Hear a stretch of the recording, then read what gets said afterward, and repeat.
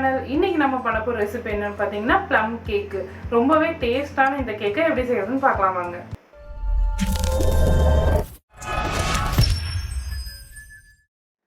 Plum cake செய்யறதுக்கு first இந்த மாதிரி ஒரு பவுல் எடுத்துக்கோங்க. அதுல 1 கப் ஆரஞ்சு ஜூஸ் ஊத்திக்கோங்க.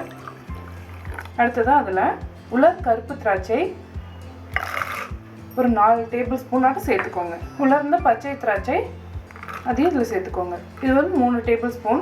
நறுக்கிய பாதாம் 10 பாதாமாக நறுக்கியிருக்கேன். நறுக்கிய வால்நட்ஸ் 10. இப்போ இது எல்லாத்தையுமே சேர்த்து இதில் நல்லா ஊற விட்டுருங்க. ஒரு 2 மணி நேரத்துக்கு இது நல்லா ஊறி வரட்டும். குறைஞ்சது 2 மணி நேரத்துக்காவது ஊற வைங்க. உங்களுக்கு நிறைய டைம் இருக்குது அப்படின்னா நீங்கள் வந்து ஒரு நைட் ஃபுல்லாக கூட ஊற வச்சுக்கலாம். அப்போ இன்னும் நல்லா டேஸ்ட்டாக இருக்கும். அடுத்ததான் இந்த மாதிரி ஒரு கடாய் வச்சுக்கோங்க. அந்த கடாயில் சர்க்கரை 1/2 கப், இது வந்து 100 கிராம் சேர்த்துட்டு ரொம்ப லோ ஃப்ளேமில் இதை வந்து கேரமலைஸ் ஆக்கிடுங்க. தண்ணி எதுவும் சேர்க்க வேண்டாம். சுகர் இப்போ கொஞ்சம் கொஞ்சமாக உருக ஆரம்பிச்சிருச்சு. தொடர்ந்து கைவிடாமல் கலரிக்கிட்டே இருங்க. ஒரு ஸ்டேஜுக்கு மேலே இந்த மாதிரி சர்க்கரையெல்லாம் உருண்டையாக ஆகிடும். அப்போ வந்து நீங்கள் கைவிடாமல் கலரிக்கிட்டே இருக்கும் போது அது கரைய ஆரம்பிச்சிடும். தொடர்ந்து அந்த மாதிரி கலரிக்கிட்டே இருங்க. இப்படி சர்க்கரையெல்லாம் கரைஞ்சி நல்லா கெட்டியாக ஆகிற ஸ்டேஜ் வரணும். சர்க்கரையெல்லாம் நல்லா கரைஞ்சதுக்கப்புறம் ஒரு 2 நிமிஷத்துக்கு நல்லா கொதிக்க விடுங்க. அப்போ வந்து அந்த ப்ரௌன் கலர் வரணும். நம்மளுக்கு அந்த கேரமல் கலர் வந்து அந்த ப்ரௌன் கலர் அந்த கலர் வரணும். இப்போ நம்மளுக்கு நல்ல ஒரு கொதி வந்திருக்கு. இந்த நம்மளுக்கு ப்ரௌன் கலரும் கிடச்சிருச்சு. இந்த ஸ்டேஜில் தண்ணி கொஞ்சம் கொஞ்சமாக சேர்த்துங்க. ரொம்ப ஜாக்கிரதையாக சேர்த்துக்கோங்க. இன்னும் கொஞ்சம் போல கூட சேர்த்துக்கிறேன். இப்போ இது ஒரு 2 நிமிஷத்துக்கு நல்லா கொதிக்க வச்சுருங்க. மேலே தெரிக்கும், அதனால் ரொம்ப கேர்ஃபுல்லாக பண்ணுங்கள். இப்போ ஒரு 2 நிமிஷத்துக்கு அப்புறம் இதை ஆஃப் பண்ணிவிட்டு எடுத்து வச்சுருங்க. இப்போ ஒரு மிக்ஸி ஜாரில் ப்ரௌன் சுகர் 1/4 கப் இதில் சேர்த்துருங்க.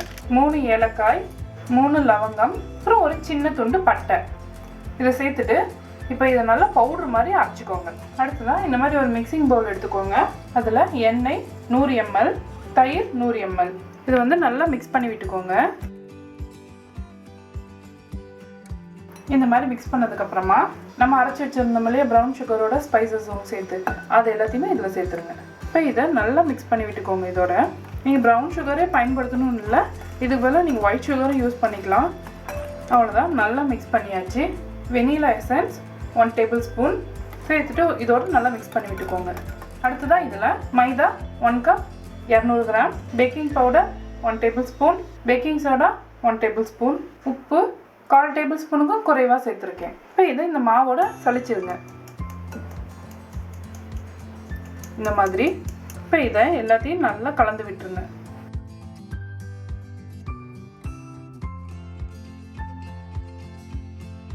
இந்த மாதிரி எல்லாத்தையும் நல்லா கலந்ததுக்கு அப்புறமா நம்ம ரெடி பண்ணி வச்சிருந்த கேரமல் சிரப்பை இதோட சேர்த்துருங்க. இப்போ இதை நல்லா மிக்ஸ் பண்ணி விட்டுக்கோங்க. எந்த ஒரு கட்டியும் இல்லாத மாதிரி நல்லா மிக்ஸ் பண்ணி விட்டுக்கோங்க. இப்போ நல்லா மிக்ஸ் பண்ணதுக்கப்புறமா நம்ம ஊற வச்சு வச்சுருந்தோம்ல ட்ரை ஃப்ரூட்ஸு அது எல்லாத்தையுமே இதில் சேர்த்துருங்க. நான் தண்ணி எல்லாத்தையுமே ஃபில்ட்ரு பண்ணிட்டேன். சேர்த்துட்டு இப்போ இதோட நல்லா கலந்து விட்டுருங்க. நீங்கள் இந்த கேக்கை ரெடி பண்ணும் போது உங்களுக்கு இந்த ட்ரை ஃப்ரூட்ஸ் எல்லாம் ஊற வைக்க டைம் இல்லை அப்படின்னா இந்த ட்ரை ஃப்ரூட்ஸ் எல்லாத்தையுமே ஒரு 5 நிமிஷத்துக்கு வேக வச்சிடுங்க. அப்போ வந்து கொஞ்சம் ஈஸியாக இருக்கும்.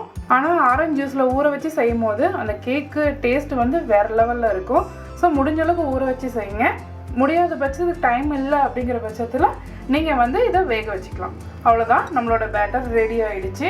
இதை நம்ம பேக் பண்ண ஆரம்பிச்சிடலாம். இந்த மாதிரி ஒரு பேக்கிங் பேனில் பட்டர் ஷீட் போட்டு வச்சுருக்கேன். ஃபுல்லாக நம்ம ரெடி பண்ணி வச்சுருந்த இந்த கேக் பேட்டரை உள்ளார சேர்த்துருங்க. உள்ளார எல்லா இடமும் போகிற மாதிரி ஒரு ஈவனாக ஸ்ப்ரெட் பண்ணி விட்டுருங்க. இப்போ இது மேலே டெக்கரேஷனுக்காக 2 உடைச்ச முந்திரி இதை வந்து அரேஞ்ச் பண்ணி விட்டுருங்க இந்த மாதிரி.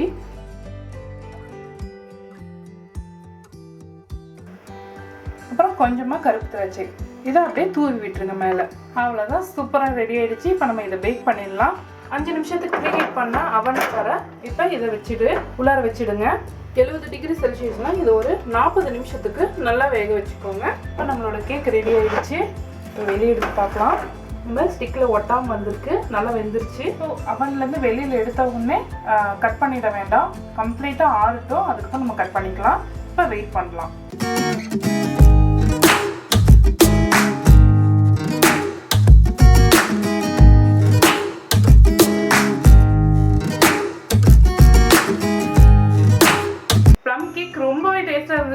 இந்த ரெசிபியை வீட்டில் ட்ரை பண்ணி பாருங்கள். மனமும் சுவையும் சேனலை சப்ஸ்கிரைப் பண்ணாதவங்க சப்ஸ்கிரைப் பண்ணிக்கோங்க. பக்கத்தில் இருக்க பெல் ஐக்கானையும் அழுத்திக்கோங்க. லைக் பண்ணுங்கள், ஷேர் பண்ணுங்கள். உங்களுக்கு விருப்பமான டிஷ்ஷஸ் எது இருந்தாலும் என்னோட ஷேர் பண்ண நினச்சிங்கன்னா கமெண்ட் பாக்ஸில் கமெண்ட் பண்ணுங்கள்.